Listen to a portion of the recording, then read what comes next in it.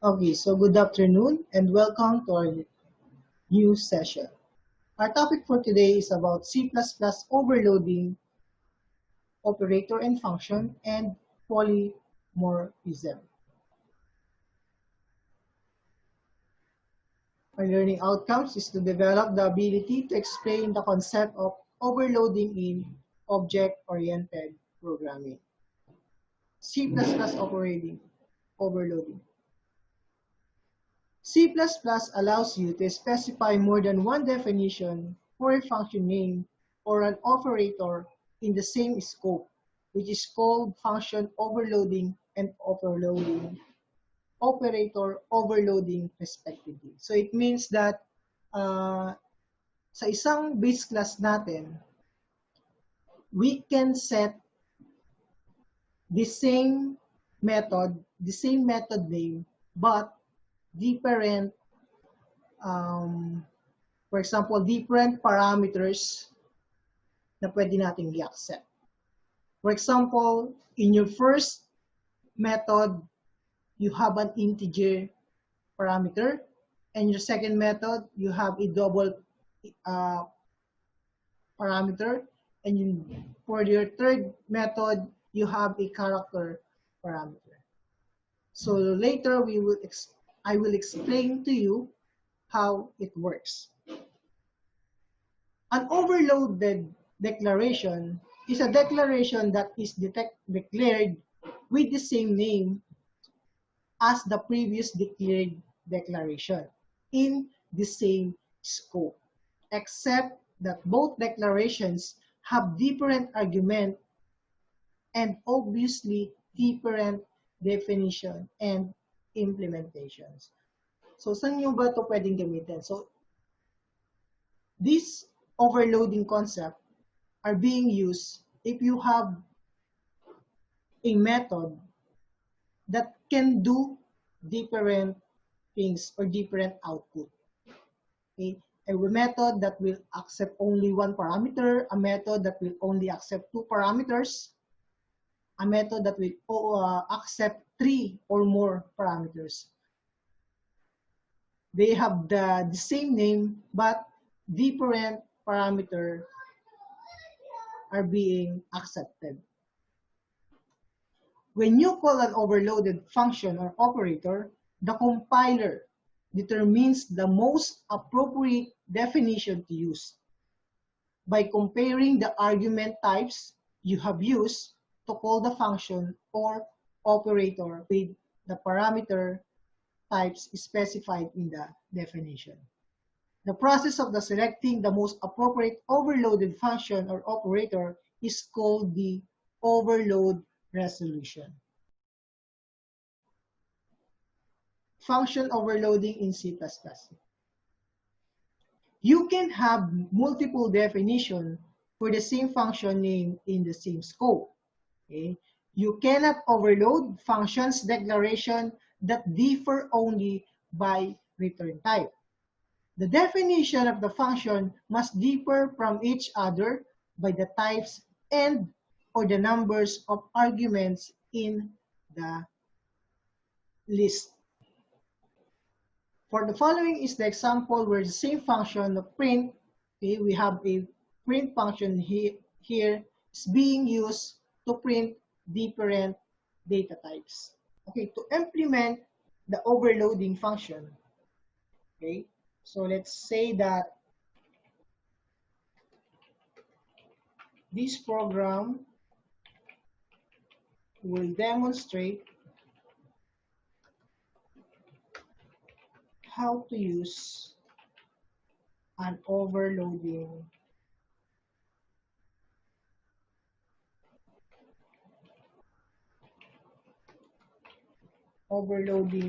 function.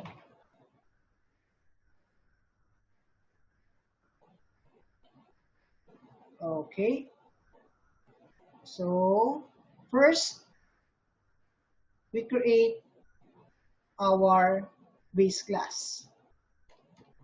We create our class name print data. Okay, you set this into public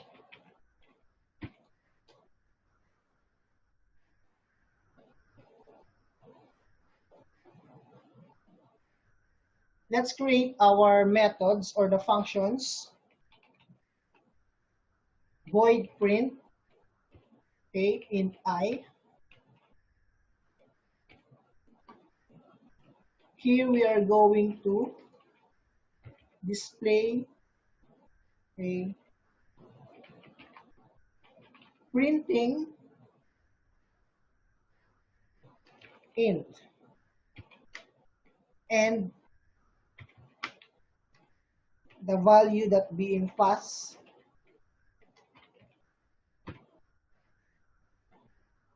Okay, so let's create another void function, print that accept a double variables. A double that accept a double value. And let's print this as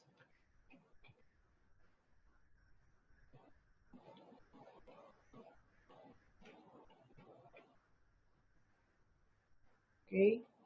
So double or float. Okay, so let's print this as printing. So printing float value. And the value of the float. Okay.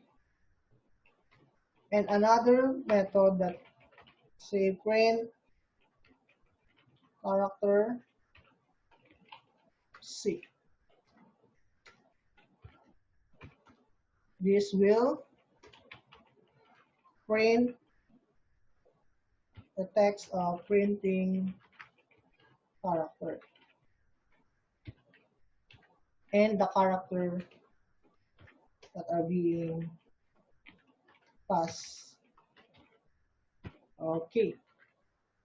So in our main function, let's create an instance of an object of our class print data. Name it PD object.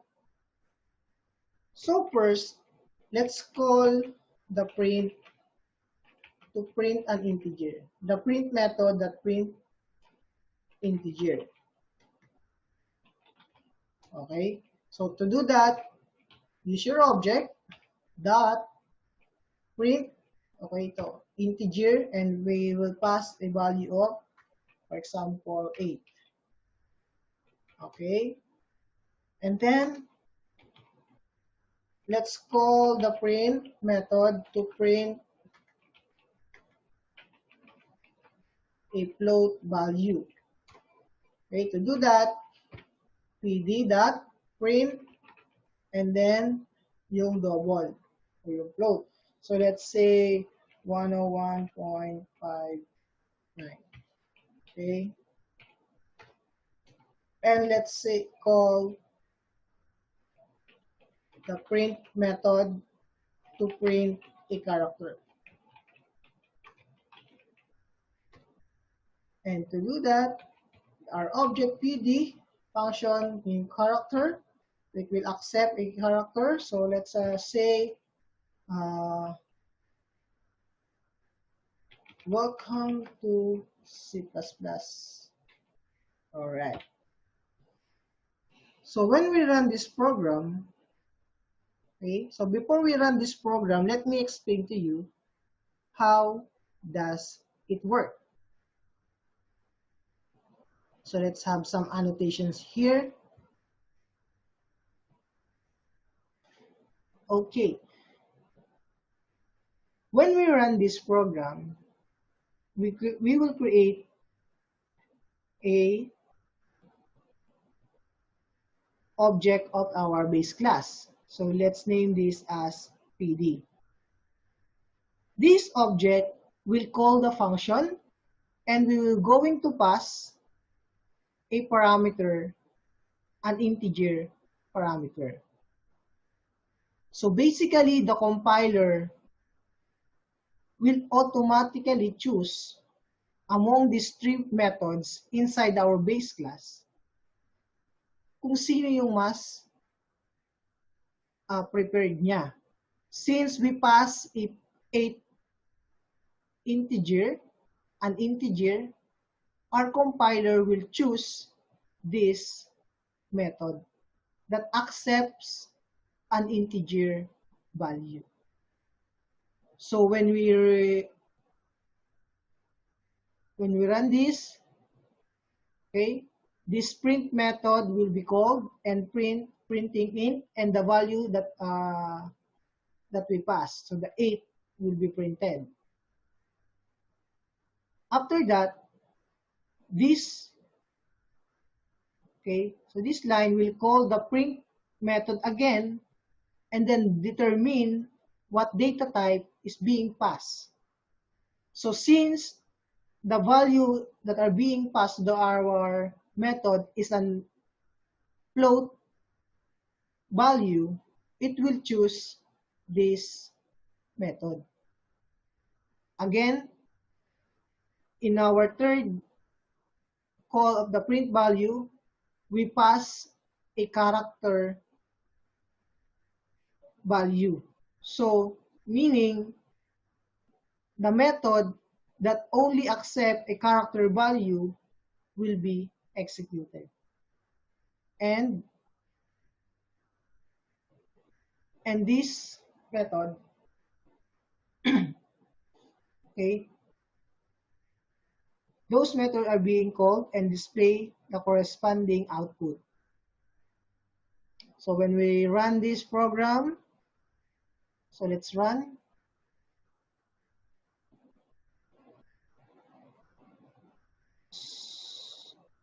Oh, I forgot. Okay, so let me, yeah, should be a small letter.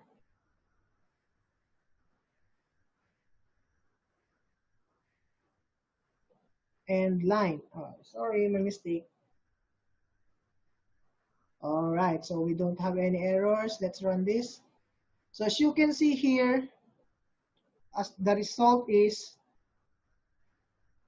printing an int of 8, printing float 101.59, and printing character welcome to C++. So that is how the overloading works. Okay? Si compiler na ang bahalang mamili kung ano yung i-access niya na method sa loob ng iyong class. When you pass an integer, it will accept the integer method, or it will access the integer method in our base class. The method that accept the double or the float, and the method that will accept a character.